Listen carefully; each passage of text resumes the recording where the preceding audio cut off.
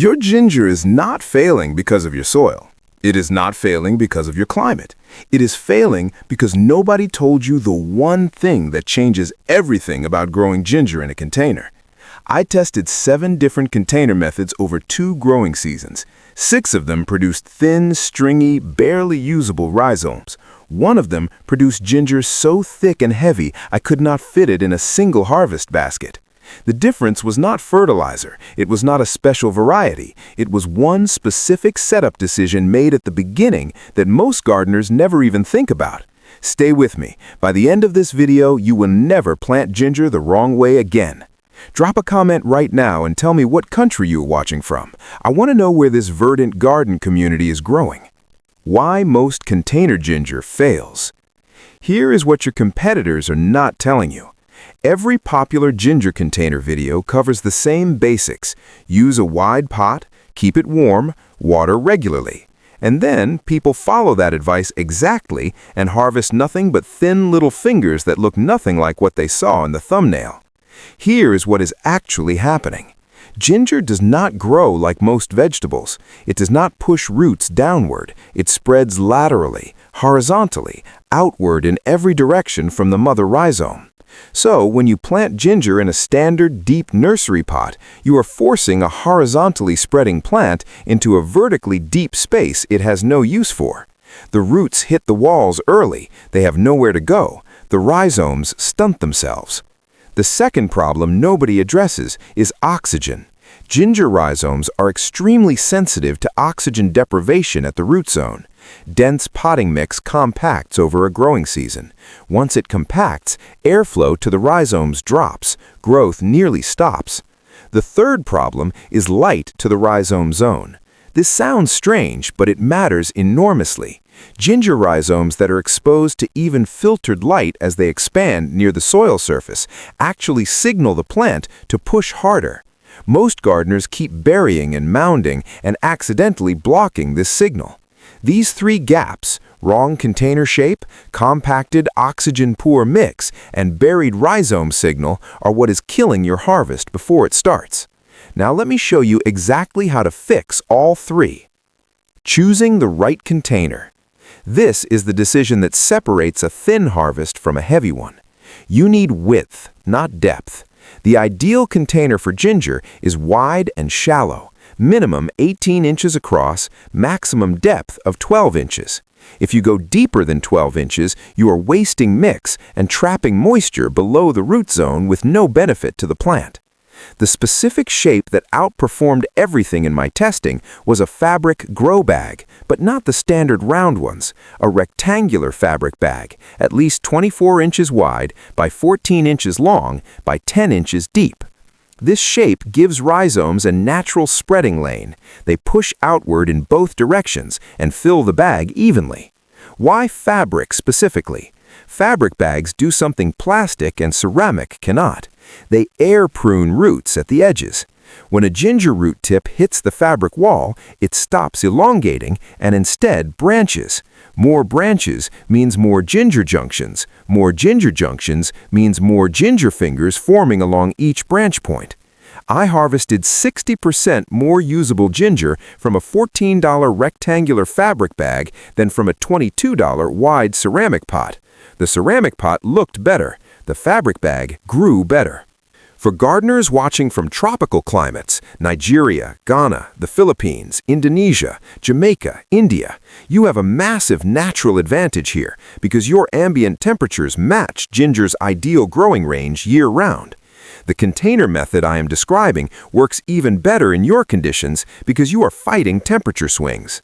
For gardeners in the UK, Canada, Northern USA, or Australia, the fabric bag has an additional benefit for you. It is portable. You can move your ginger indoors or undercover when temperatures drop below 50 degrees Fahrenheit. Ginger in the ground cannot give you that flexibility. The exact mix that maximizes rhizome spread.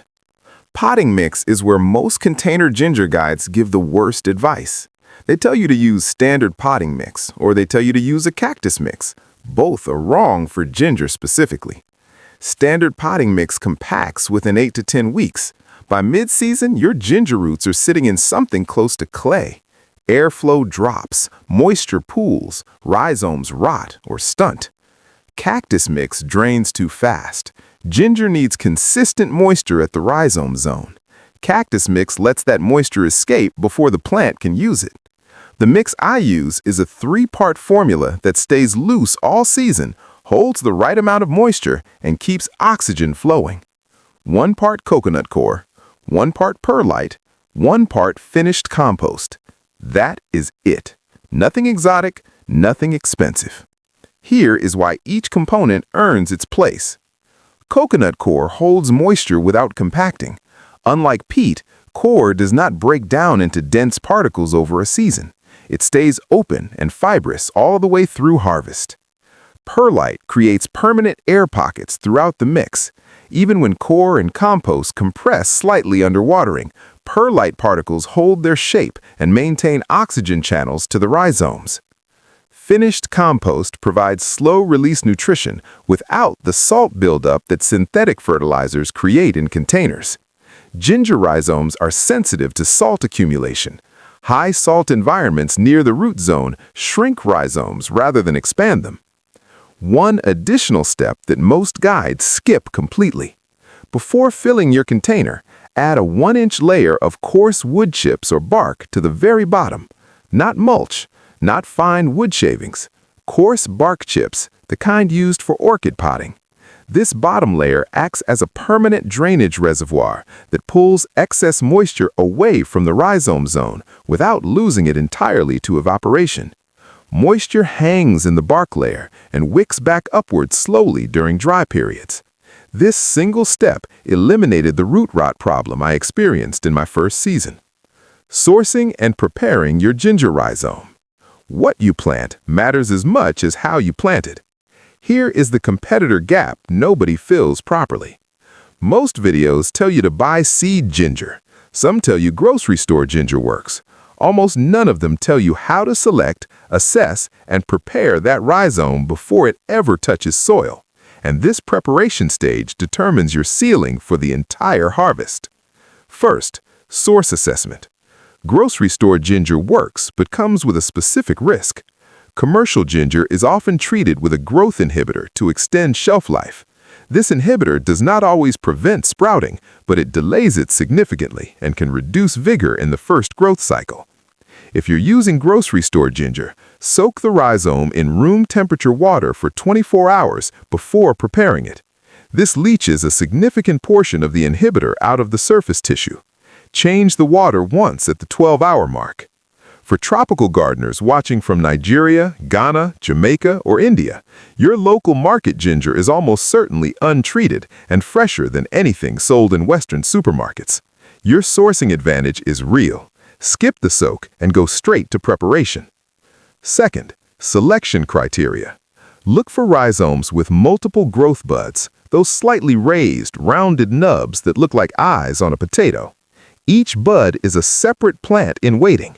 A rhizome with 5 visible buds can theoretically produce 5 separate shoots, 5 leaf stalks, and 5 rhizome expansion zones.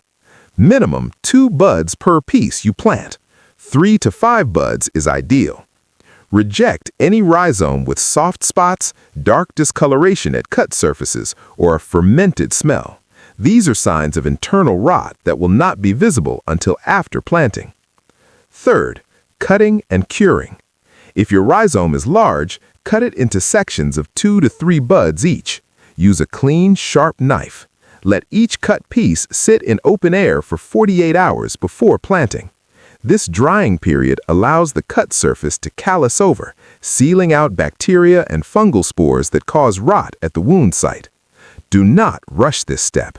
2 days of patience here protects months of growing time. Planting depth and orientation, the detail nobody covers. This is the section that changes everything. Every guide says plant ginger 2 inches deep.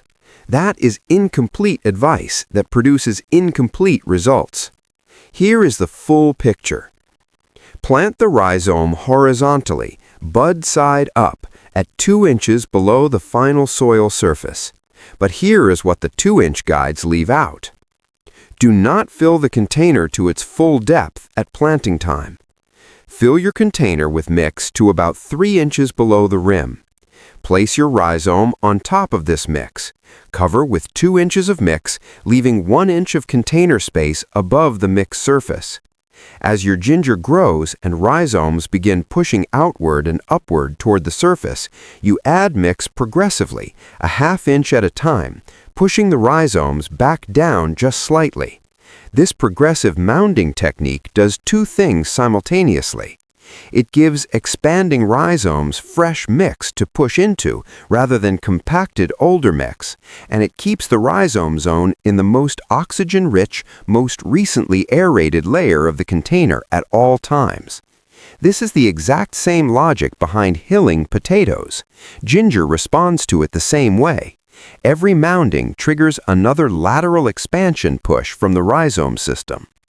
By mid-season, you will have used that final inch of container space. Your rhizomes will be dense, branched, and pushing against the fabric walls. That is when you know the harvest will be heavy. Water and feed, the exact schedule. Wrong watering kills more container ginger than any other single factor. And I do not mean overwatering or underwatering as concepts. I mean the specific pattern of when and how much. Ginger in containers needs what I call the soak and partial dry cycle. Water deeply until runoff appears at the bottom of the fabric bag, then wait. Do not water again until the top 2 inches of mix are dry to the touch. Not bone dry, not slightly damp, dry at 2 inches depth. Test with your finger, not by looking at the surface. Surface soil can look dry, while 2 inches down is still moist. Ginger rhizomes sitting in consistently wet mix develop rot at the cut surfaces and at new rhizome junctions. In tropical climates with high humidity, this cycle might mean watering every 3 to 4 days. In dry climates or during warm summers in temperate zones, you may water every 1 to 2 days during peak growth. Feeding schedule. Ginger is a light feeder compared to heavy fruiting vegetables, but it responds dramatically to one specific nutrient at one specific growth stage. During the first 6 weeks after sprouting, feed with a balanced liquid fertilizer, equal parts nitrogen, phosphorus, potassium, every 2 weeks. This supports leaf and stem development. From week 7 through harvest, switch entirely to a low nitrogen, high potassium feed. Potassium drives rhizome expansion. Nitrogen at this stage pushes leaf growth at the expense of underground development. Most gardeners keep feeding balanced fertilizer all season and wonder why their rhizomes stay thin. The switch from balanced to high potassium at week 7 is the feeding adjustment that produces fat rhizomes instead of tall, leafy plants with nothing underground. Banana peel tea is the zero-cost version of this switch. Soak 2 dried banana peels in 1 liter of water for 48 hours. Use this liquid to water your ginger from week 7 onward. Bananas are extremely high in potassium. This simple brew delivers a consistent low-level potassium feed with every watering. Troubleshooting, the 4 most common failures. Problem 1. Rhizomes not sprouting after 3 weeks. 2 possible causes: temperature below 68 degrees Fahrenheit at the root zone or growth inhibitor from grocery store sourcing. Fix: move container to the warmest spot available. If indoors, place on top of a refrigerator or use a seedling heat mat underneath the container. If you suspect inhibitor, drench with room temperature water 3 times over 2 days to flush the root zone. Problem 2. Yellow leaves from the base upward. This is a nitrogen deficiency showing up in older leaves first, as the plant pulls nitrogen reserves from mature tissue to feed new growth. Fix: 1 application of balanced liquid fertilizer. Then assess whether you switch to low nitrogen feed too early. If you made the switch before week 7, go back to balanced feed for 2 more weeks before switching again. Problem 3. Soft, mushy patches on rhizomes at harvest. rot from overwatering, or from planting without allowing cut surfaces to callus. This cannot be reversed mid-season. At harvest, cut away all soft tissue back to firm rhizome. Allow the healthy sections to air dry for 24 hours, then store separately from any soft material. Prevention for next season. Always cure cut rhizomes for 48 hours. Always allow partial drying between waterings. Problem 4. Thin, stringy rhizomes with no weight. The most common complaint and the one with the clearest fix. This is almost always caused by 3 overlapping mistakes: container too deep and narrow, mix that compacted early, and balanced feeding continued through the rhizome development stage. Correct all 3 next season and you will not see this problem again. Harvest timing and technique. Harvest too early and your ginger is thin-skinned, watery, and mild. Harvest too late in a container situation and rhizomes can become woody and fibrous. The window is specific. Harvest for fresh young ginger, the kind used raw in cooking, juicing, and teas, at 8 to 10 months after sprouting. The skin at this stage rubs off with a fingernail, no peeling required. The flavor is bright, sharp, and floral, rather than the dull heat of older ginger. Harvest for mature ginger, for drying, powdering, and storage, at 10 to 12 months. Wait until the leaves and stalks yellow and die back naturally. This dieback signals that the plant has completed its growth cycle and pulled maximum energy into the rhizomes. Harvesting technique for containers. Do not dig blindly. Tip the entire fabric bag on its side and slide the root ball out as a single mass. This protects rhizomes from the cut damage that random digging causes. Lay the entire mass on a flat surface. Brush soil away with your hands rather than washing. Water on freshly harvested ginger accelerates surface rot during storage. Separate rhizomes at natural junction points. Do not force cuts. Where 2 fingers meet at a thick junction, that junction can be replanted as next season's seed rhizome. Select the 3 to 5 healthiest, most budded pieces from your harvest to replant immediately. The rest goes to your kitchen or to storage. Storage and replanting. Fresh harvested ginger stores at room temperature for up to 2 weeks in a dry, ventilated spot, not in a sealed bag, not in a humid drawer. Air circulation prevents surface mold. For longer storage, wrap individual pieces loosely in a dry paper towel and place in the vegetable crisper drawer of your refrigerator. This method keeps fresh ginger viable for up to 3 months. For year-round supply, slice thin and dehydrate at 115 degrees Fahrenheit until completely brittle. Store in a sealed glass jar away from direct light. Dehydrated ginger keeps for up to 2 years and can be ground into powder as needed. Replanting. Take your selected seed rhizomes from the harvest, allow them to sit in open air for 24 to 48 hours to callus the separation points. Return them directly to your cleaned and refreshed container with fresh mix. You do not need to wait. Ginger planted immediately after harvest in a warm environment sprouts faster than store-bought rhizomes because the roots are already primed and active. This closes the loop. Your container method becomes a continuous system rather than a one-season experiment. Here is what you now know that most gardeners planting ginger this season do not. Wide and shallow wins over deep and narrow every single time.